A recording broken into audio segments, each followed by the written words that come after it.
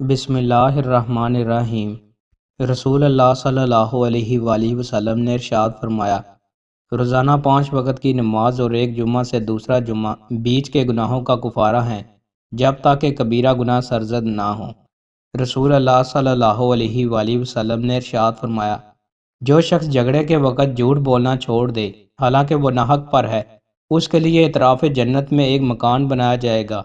جو شخص حق پر ہوتے ہوئے جھگڑا چھوڑ دے اس کے لیے جنت کے بیچ میں ایک مکان بنایا جائے گا، اور جو شخص اپنے اخلاق اچھے بنائے اس کے لیے اعلیٰ جنت میں ایک مکان بنایا جائے گا۔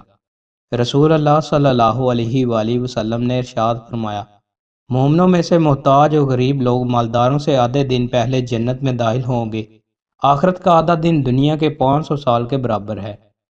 رسول اللہ صلی اللہ علیہ وآلہ وسلم نے ارشاد فرمایا، جو شخص اللہ اور آخرت کے دن پر ایمان رکھتا ہو اسے چاہیے کہ وہ اپنے پڑوسی کے ساتھ نیک سلوک کرے، اور جو شخص اللہ اور آخرت کے دن پر ایمان رکھتا ہو اسے چاہیے کہ وہ اپنے مہمان کا احترام اور اس کی خاطرداری کرے، اور جو شخص اللہ اور آخرت کے دن پر ایمان رکھتا ہو اسے چاہیے کہ اچھی بات کہے یا خاموش رہے۔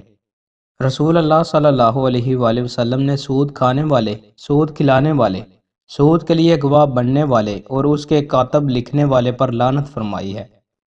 رسول اللہ صلی اللہ علیہ وآلہ وسلم نے ارشاد فرمایا، 2 بھوکے بھیڑیے جنہیں بکریوں کے ریوڑ میں چھوڑ دیا جائے اتنا نقصان نہیں پہنچائیں گے جتنا نقصان آدمی کے مال و جا کے حرص اس کے دین کو پہنچاتی ہے۔ سرخ اون سے بہتر۔